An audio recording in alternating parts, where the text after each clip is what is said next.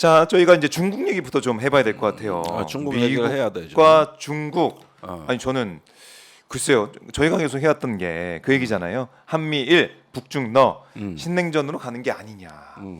그럴 경우에는 우리는 어떻게 해야 되는 것이냐. 정말 신냉전으로 간다고 생각하고 준비해야 되는 것이냐. 여러 가지 얘기를 좀 해봤었는데 미국과 중국이 다시 또 해빙 모드예요. 네. 어떻게 봐야 그러니까 됩니까? 예를 들면 그저께 중앙일보 사설 같은 경우 보십시오. 네네. 빨리 한중간 대화 서둘러야 된다. 아니 그동안에 그런 얘기가 있어요. 그게 사설로 실렸는데 아 예. 그동안 중국 신나게 두들겨 패시더만.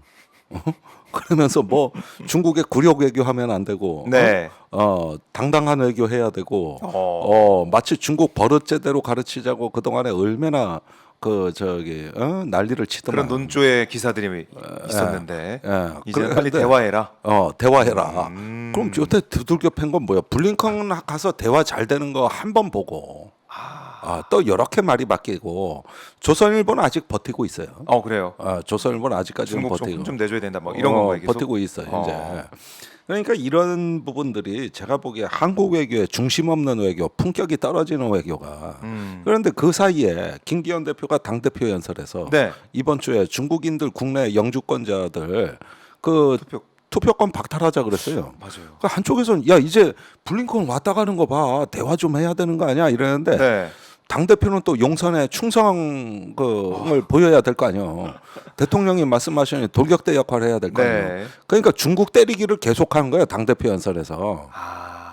이거 그런데 그 어떡하냐. 논리가 웃기는 게 예. 우리는 중국에 거주하는 우리 교민들이 중국 내에서 투표권이 없다. 그런데 우리는 중국인들 한국 내 거주하는 사람한테 투표권 준다. 네. 그 상호주의 원칙을 적용해서 예. 이거 합리적으로 해야 된다. 그럼 투표권 박탈해야지. 네. 근데 한동훈 법무부 장관까지 여기 가세했어요.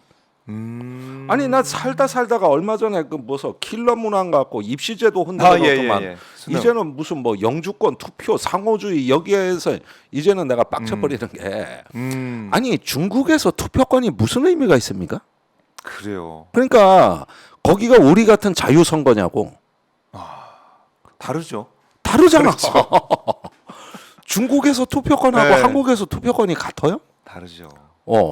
거기서 우리가 교민들이 투표권 갖고 안 가는 건 지극히 제한적이거든요. 추석 선거 합니까? 대통령제 단체장 나라도 선거 아니고. 합니까? 그러니까 예. 지방의 말단 단위에서 있는 일부 선거권을 얘기하는 건데 그것도 우리 같은 자유 선거가 아니라 출마자가 상당히 제한이 됩니다. 그러니까 그리고 모든 후보자가 예. 다 중앙당과 협조해서 공산당에 복무하고 이게 다 똑같아요 말이. 그렇죠. 이 체제 자체가 다른데 지금. 똑같다고. 네. 거기서 누굴 뽑는 게 그렇게 중요하냐 하고 한국에서 네. 이 다당제 자유경쟁 선거에서 저기 투표권의 그 표의 가치가 같아? 다르네요. 그걸 왜 비교해서 똑같이 박탈하자 그래?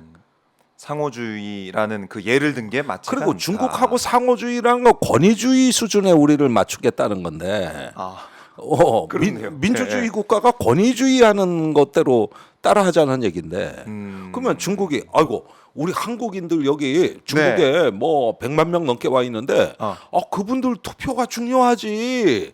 그래서 그거 투표권 지켜주려고 그러면은 저 투표권 부여하고 이렇게 그러면은 맞대응 조치를 할까? 그거 있어도 그만 없어도 그만이라고 생각하겠지. 그러니까 이게 상호적이지 않은 전혀 다른 맥락의 그 문제를 수평적으로 비교해서 그래가지고 똑같이 하자는 건데 그럼 우리도 투표권 박탈하고 권위주의 국가를 따라가야 될 거 아니에요? 그럼 안 되죠. 그런데 한국이 이미 다민족 국가 아니에요. 예. 그러면 중국인만 또 빼서 베트남인은 어떡할 거예요? 그렇죠. 여러 가지로 참 생각해 볼 그리고 문제가 베트남은 많은데 일당 독재 아니야? 거기도 사회주의죠. 거기도 공산당이야.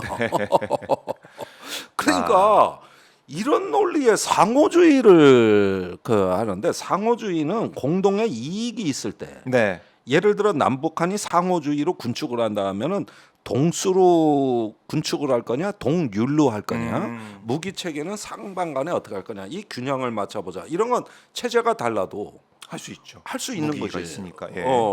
살상 무기 경우라든지 그렇죠. 또는 무역을 할 때 쿼터제를 한다든지 이런 것들은 상호주의가 가능한데 투표권 문제는 자기 체제에 따른 것이고 우리가 얼마나 개방 국가냐. 우리가 얼마나 전 세계 네. 문호를 개방하느냐. 이 기준 우리 주권의 기준으로 판단하면 되는 거지. 중국이 안 하니까 우리도 안 한다. 이거 좀 유화적인 느낌도 들고. 이런 코미디가 어디 있어? 이거는 저기 네.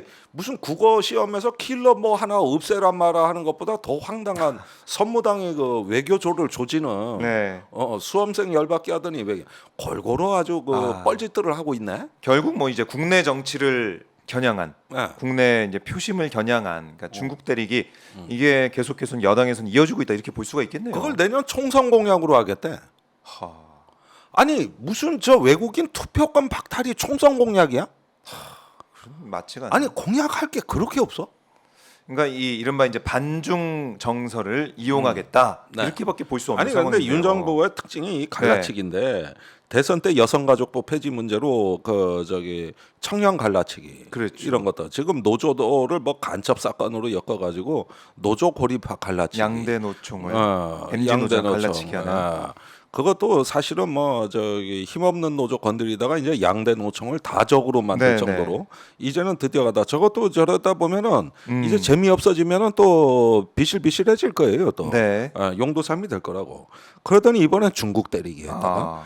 이거는 뭐 보면은 저기 항상 이러는 것 같아 윤 대통령이 야 또 뭐 기소할 거 없냐?